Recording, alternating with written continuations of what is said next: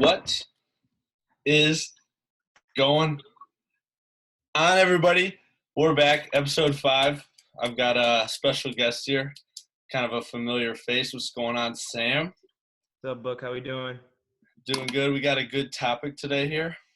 I got a couple questions actually this week about supplements, and I thought it was perfect that we would talk about supplements today. We've got some good supplements that we want to talk about. Maybe some ones you should buy, some ones you should stay away from, kind of some tricks that the market kind of tries to display that you guys have to be aware of. But we're going to jump right into it. Basically, a supplement is something that you take, makes it easier to get you nutrients, or it gives you an advantage, or both. Simple as that. But we're going to jump right into it. Sam, what are your big 3 when it comes to supplements? All right. Before I get into the big 3, I'm going to say one thing. I'm going to say that supplementation, it's not really necessary, but it definitely is beneficial for your development, but it's definitely not necessary. So, like, a lot of people don't really use supplements. A lot of people are against it. But I personally do like supplements. But regarding that, my top 3 is number 1 being a multivitamin, and then number 2 being whey protein, and then number 3, save the best for last, creatine. And then I'll jump into those a little bit. So this multivitamin, I got this GNC Megasport multivitamin, and basically it's just really essential for bone health and just overall health. Like these multivitamins are just gonna improve your overall health, and it's really important to have strong bones. And just like I've always started out, like I've always taken a multivitamin just in case I'm not getting some like extra vitamin C, vitamin D, just kind of like combat like maybe a sickness. If I get some vitamin C in me, it's maybe make me feel a little bit better. So like I've always like taken a multivitamin. It's just one in the morning, one at night, and it's really easy. And then next one, whey protein. So whey is really the highest quality of protein that's out there. And there's really not an excuse to not reach your protein goals because, I mean, they make it so easy, right? Oh, absolutely. And there's something that we have to kind of tell to people. You said that supplements aren't necessary. They're not. Whey right. protein in general, protein powder, it's just an easier way to get protein, right? So you're taking 30 grams of protein powder. You're taking 30 grams of maybe a chicken breast of protein. Obviously, the chicken breast is going to have these extra nutrients and stuff that are going to enter your body. But it's just the same thing. It's not like this magic, powder that you're taking. It's just 30 grams of protein, shake it in a bottle, easier way to take it. Exactly. Yeah. I like after a workout, I'll come home and I'll put like 4 ounces of almond milk. I like almond milk. I don't know, but you drink almond milk in your protein? Yeah. I stay away from dairy. I just do Right. almond milk. Yeah, me too. So almond milk's really popular, but right after work, I put in like 4 ounces of milk. I just throw my protein powder and I chug it. Like, I mean, that's one way to do it. You can put it with a banana, make it, take longer to drink, but I just like getting it down, getting it in, and it's just going to speed up that recovery right after your workout. Yeah, and another thing about whey is it's basically like the fastest absorbing. There's different types of protein, and whey is fast absorbing. It's going to enter your body really fast and go through you. So that's another added bonus. Yeah, there's like you see those Premier Proteins that come in like the boxes at Kroger. Yeah. Those have soy and pea protein in them. And a lot of people think, oh, like this is just whey protein. And no, it's not. It's like these different types of protein that they put in those little bottles. But whey protein, it just comes in the big tub, like the standard. And I mean, if you're lifting, that's probably the first thing you got to go to the store and buy. It's really easy. It's just really fast digesting, like you said, and it's going to enter your muscle cells the quickest and speed up the recovery process. Yeah. And if you think you're getting enough protein, which a lot of people actually don't, which they don't know, unless you're tracking your calories and you really know you're getting enough protein, I mean, you really don't need it, right? Yeah, like I didn't realize that I wasn't hitting my protein goals until I started like tracking it. It's really hard to get up, like I say maybe a gram per body weight. I mean, that might be that's what they say usually. Yeah. Right. Yeah. But it's just whatever feels good on your body. But and let's stay on protein again for a second. A lot of people always ask me, you probably get asked a lot, like what kind of supplement or what kind of protein do you use? And we kind of got them set up right here for you. I kind of rotate between a lot of different ones. Usually I'll ask my mom to buy me some protein and she'll get it. but this is what we got right here. Muscle Tech. Muscle Tech. I haven't tried that. Oh, I stick to vanilla. Yeah. I kind of overdid chocolate, and Right. now I'm on the vanilla train. Right. Yeah. My first protein tub that I got it was Ghost. Have you ever had Ghost? Yeah, yeah. It was like a fruity pebble one. It was amazing. And then like I kind of stayed away from the fruity ones after that, and I just started getting straight vanilla. But I got 6 star in there right now, and it's not very good. No, and that's No, another thing is some protein powders, unless like you could obviously put it into a big protein shake with bananas, peanut butter, and drink it. But if you're just drinking it with say water or almond milk, some mhm. of them are not going to taste good, and you have to find what works best for you. Right. And if it doesn't taste good, just plug your nose and chug it. That's what I do. I just like that's the only way. I mean, you got to get it down, and like, you're gonna, especially the protein. I think the protein, like, I think it's the biggest thing because it just makes me feel full and like I don't know how to explain it. Like my muscles, my body just feels stronger, and I feel like more solid if I have the right protein intake. And if I don't get that protein, I just kind of feel soft. Yeah, and it's because it's like it's lean protein, and Right. I could go on a whole nother tangent about if people go into the pantry and like eat simple carbs. Obviously, it's not going to fill you up like these lean proteins and the fats are. That's a whole different topic, but right, makes you feel Mhm. fuller for Right. longer. Yeah. Yeah. Just like I mean, throw a banana, throw some fruit. You can really throw anything into your protein shake, or just take it straight up. Yeah, Easy. and depending on your goals, the longer that you're full, the less likely you're going to binge, and Right. you know what happens from there, right? Exactly. Yeah. It just doesn't stop. I know all about that. Yeah, yeah. I've got some stories on that. I'll tell some other time. But Yeah. Right. we got one more in your big three. But before we go into that one, we're gonna save that one for last. You know what Hmm. we're talking about. I'm gonna go. My three were creatine, Hmm. protein powder, like I showed you, and amino acids. And a lot of people, I've been kind of reading a lot on amino acids. Hmm. Um, Right. a lot of people in the fitness industry are against amino acids, and a lot of people say it's a waste of money, which to an effect it might be. Um, like what the research I've done is that it's not, which is why I buy it. I think the amino acids, what is it? The branch chain amino Yep, acids. yep, Yeah, yeah.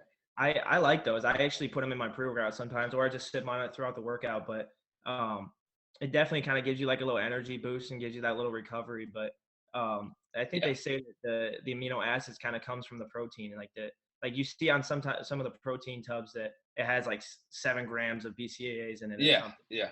And So if it's it, actually it's kind of another form of protein if you think about it that way. But yeah, and if you took biology, you'll learn that amino acids are the building blocks of proteins. So if I'm gonna shoot a little information at you, there's 26 amino acids, right? right. BCAA is branched chain amino acids.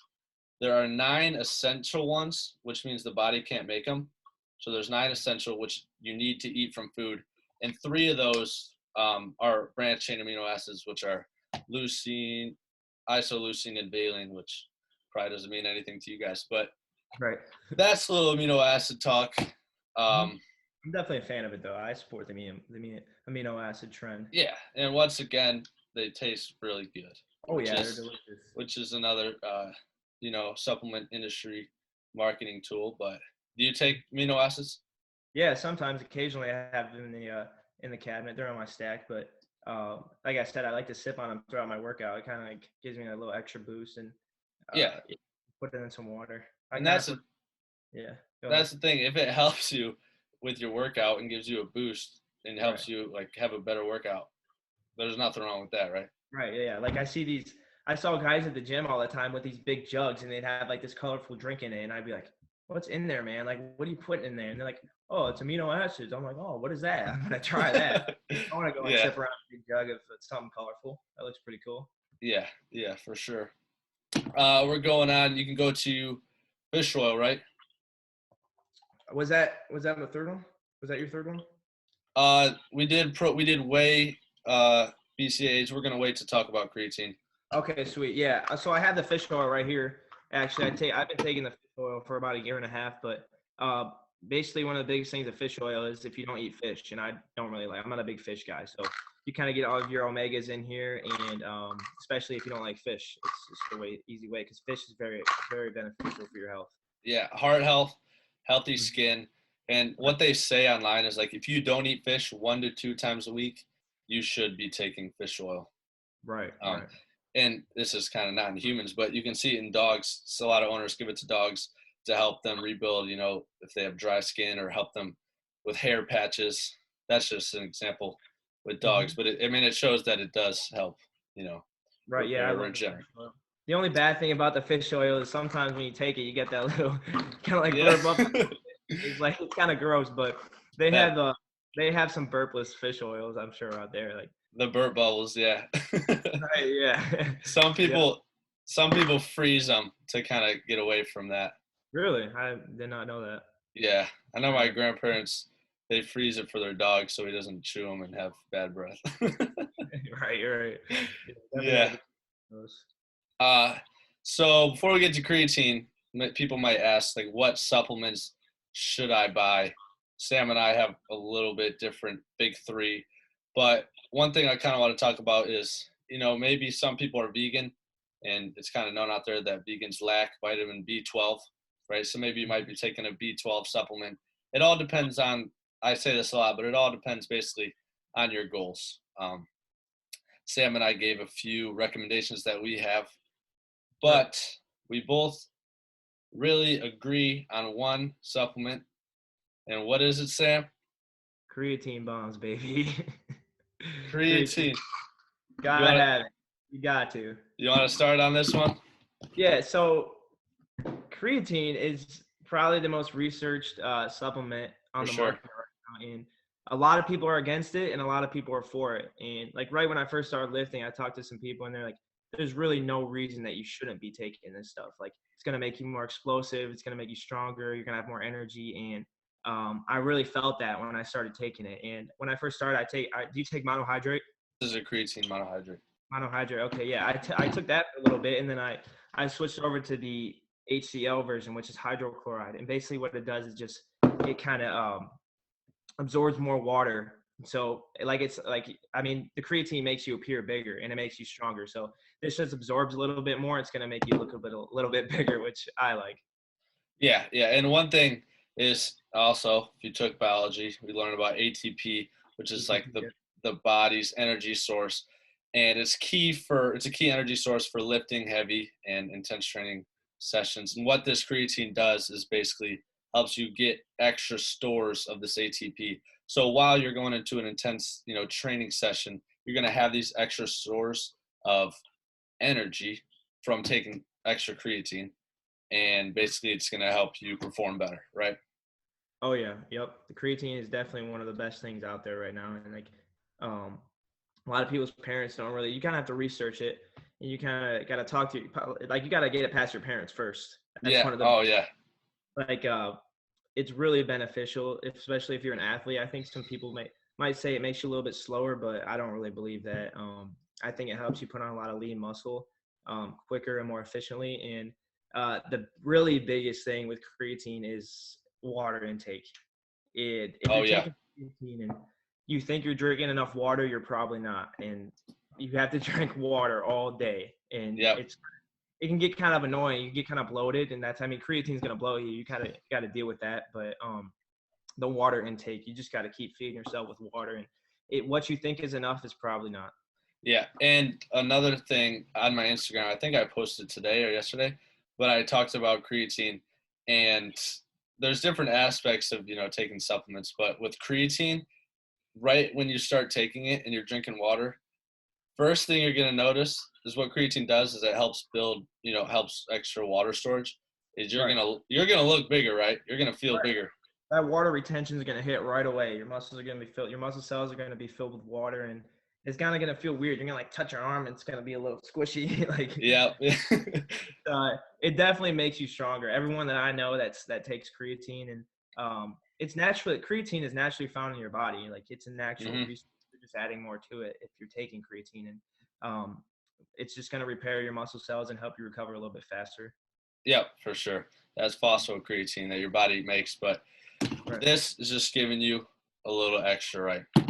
Exactly. It just give you that little push. But can I tell a little story about my creatine?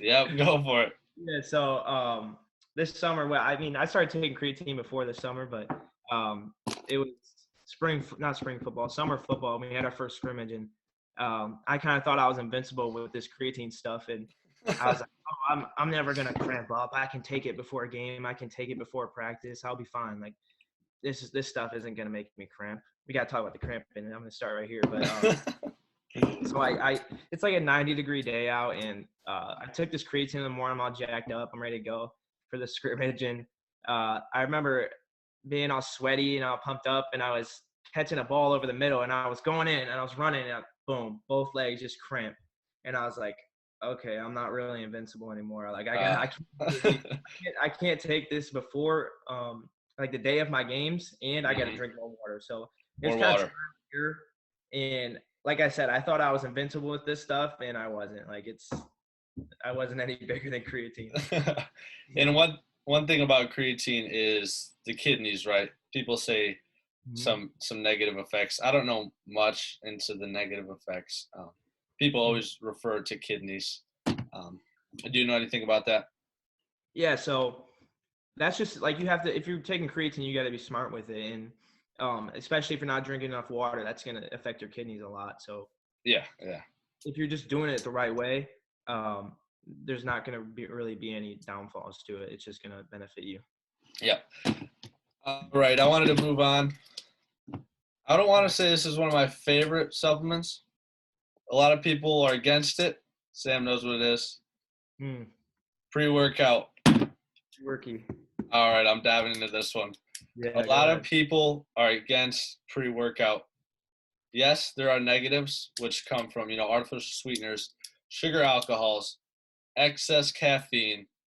But in my opinion, this is my view, that if you take pre-workout and it helps you go into the gym, have a killer workout, maybe it raises that level 8 workout to a 9 or a 10.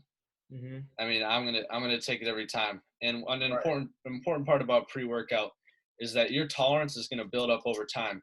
So what I do is I might, take it a couple times a week during our workouts for a month.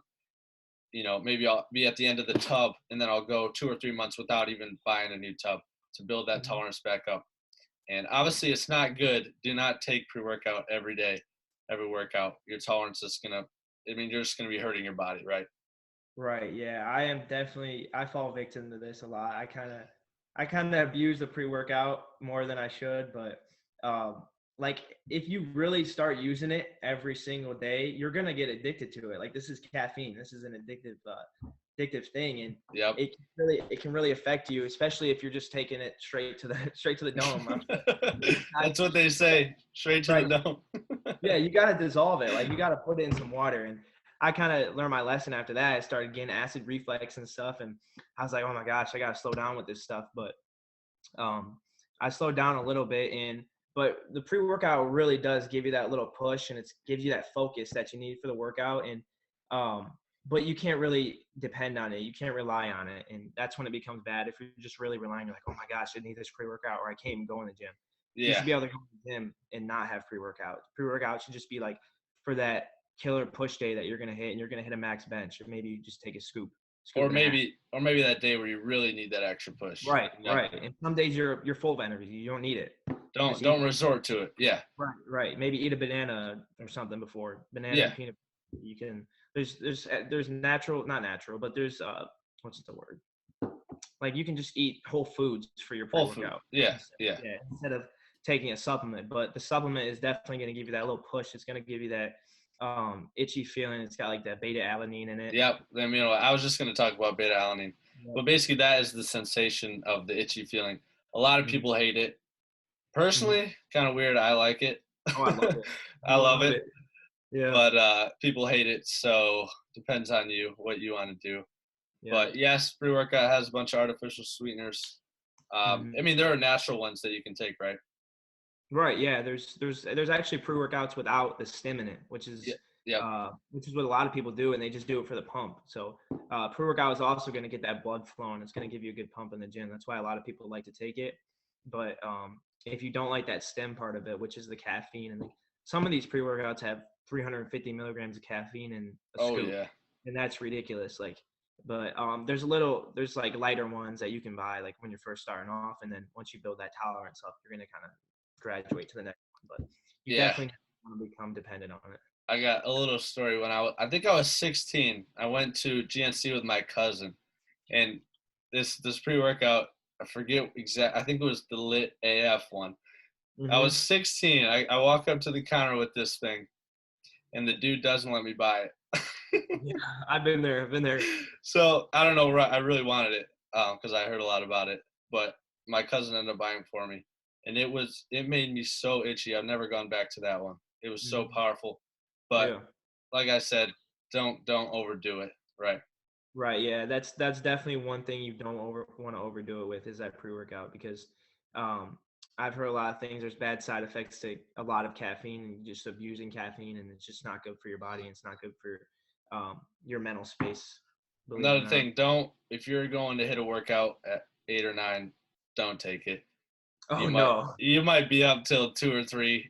Right. Yeah. I definitely fall victim to that too because I'd go over to the gym after like a football or basketball practice. It'd be 8 or 9 o'clock. I'd boom. And Yeah. it wasn't right. It wasn't right. Yeah. All right, we're gonna go into the tricks of the supplement industry a little bit. In my opinion, some people actually like talking about fat burners and think they really do a lot.